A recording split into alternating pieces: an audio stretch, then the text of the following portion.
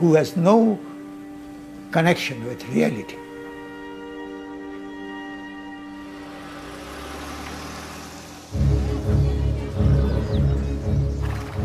In February 1947, the British government made a dramatic declaration.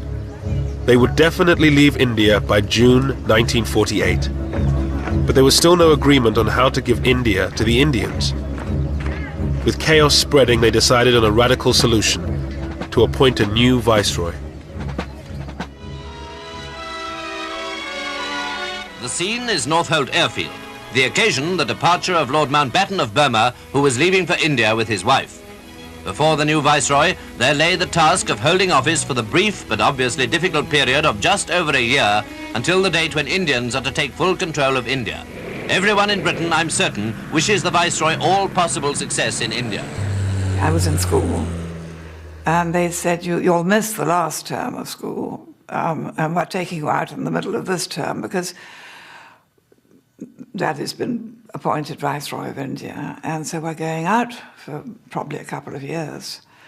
And, thought we'd take you as well, because you can be useful.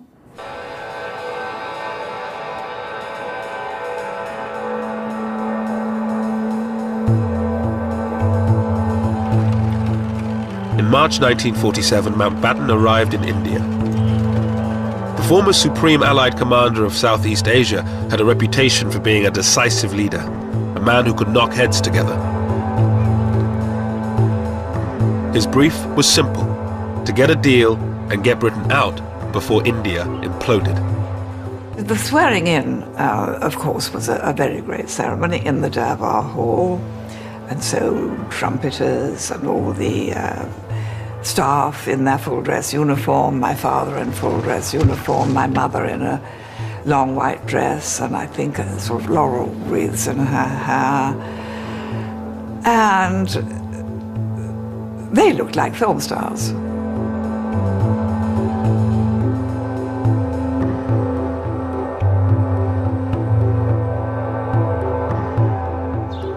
The Viceroy, his wife Edwina the Vicereine, and their daughter Pamela moved into Viceroy's house in New Delhi with its staff of 5,000. In Viceroy's house, there were indoor gardeners. Now, the indoor gardeners just arranged the flowers in the vases and changed the water. And there were 25 of them as indoor gardeners.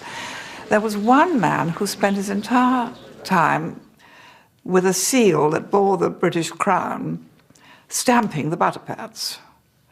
And there was another unfortunate man known as the chicken plucker, who did nothing else.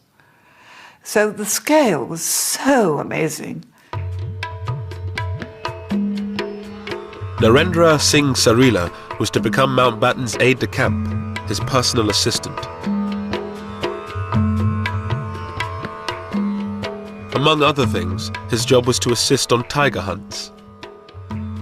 Lord Mountbatten was a very articulate man, and he used to plan ahead what he's going to do. And he used to carry it through ruthlessly. Despite the formalities of life at Viceroy's house, Mountbatten seemed like a new breed of Viceroy. First of all, his background helped him, because everybody knew that he was cousin of the king. But still, he acted without any airs. And I think that impressed Indians, because other viceroys kept, their sort of upper lip and that sort of thing. And I think that helped to impress people. Well, the first thing that was different with my father and mother was that when they were entertaining, they were in India, they invited Indians, which had never happened before. Yes, of course, Indian princes were entertained, but the ordinary Indian ministers and lawyers and doctors or whoever had never been invited, so that was quite a new thing. On the personal level, Dickie was a very charming, very handsome, very lovable person who met one very informally And, you know, when one was very young and rather nervous in front of important people, he could put one at one's ease. He was awfully sweet.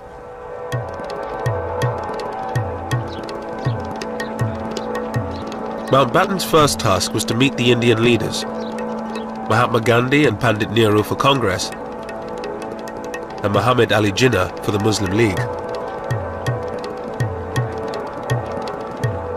He hoped his more informal style would give him greater success than his stuffier predecessors. They sat away from the desks in armchairs and were offered refreshments of some kind, and he would, you know, he would say, well, now, before you put me in the picture politically and in the state of India, do tell me a bit about yourself. It was a technique that worked with Nehru. The two would become lifelong friends, but it totally failed with Jinnah. He came out of the meeting afterwards and said to his aides, my goodness, he was cold, cold as ice.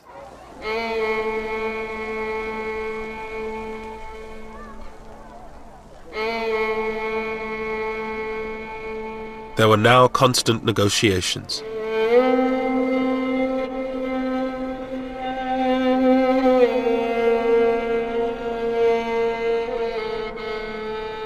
As a divided India became a real possibility, the political tensions at the centre filtered down to the local level.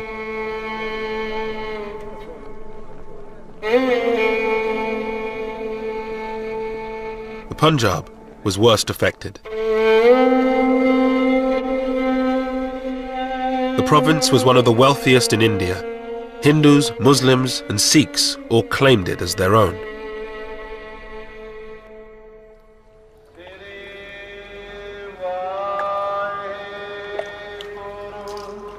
The Punjab was home to most of India's 6 million Sikhs, the location of their most holy site, the Golden Temple. The Sikhs' great fear was that if India was divided, the Punjab, with its Muslim majority, would end up in Pakistan. For Sikhs, it was unthinkable that they would be ruled by the Muslims, historically their enemies.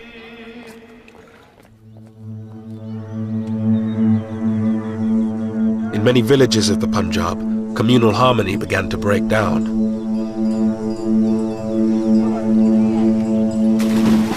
Aridaman Singh Dillon was living in a mixed Sikh-Muslim village.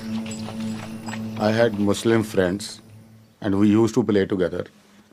And there was nobody from our families put any obstacles between us. But when the strife began, then I was prohibited from going out with my Muslim friends. But we would sneak away and often will get caught and scolded. My grandfather, he noticed us going about playing around in the fields. We tried to hide, but ultimately he found out and I was giving a good thrashing and scolded. Bhai Jassa Singh ji, Bhai Nihal Singh ji, as a young boy, he watched local politicians stir up divisions between the communities for their own ends.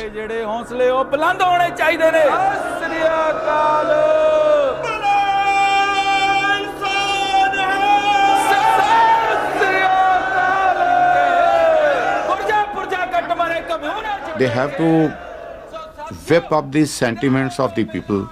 And the easiest way to whip up the sentiments of the people are to tell them that their religion is in danger, that is, their community is in danger. What else would they tell? To hoodwink people, to get votes out of them, to get support out of them. The people had to be hoodwinked. And politicians do this.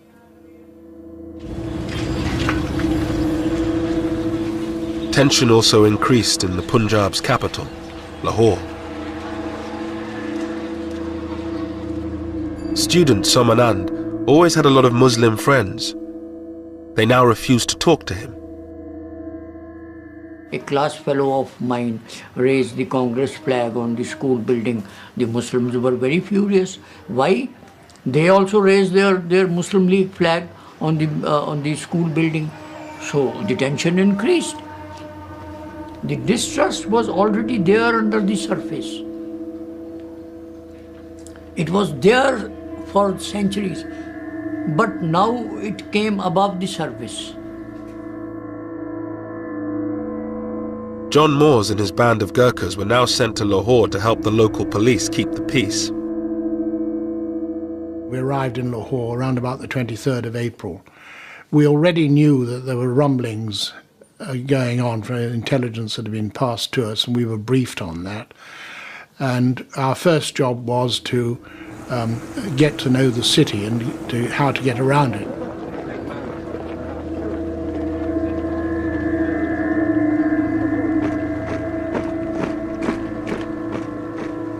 The departure of Lord Mountbatten of Burma, who was leaving for India with his wife. Before the new Viceroy, there lay the task of holding office for the brief but obviously difficult period of just over a year until the date when Indians are to take full control. With chaos spreading, they decided on a radical solution: to appoint a new Viceroy. The scene is Northolt Airfield. The occasion... In February 1947, the British government made a dramatic declaration. They would definitely leave India by June 1948. But there was still no agreement on how to give India to the Indians. Who has no connection with reality.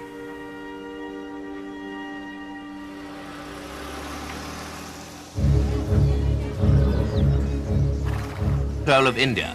Everyone in Britain, I'm certain, wishes the Viceroy all possible success in India.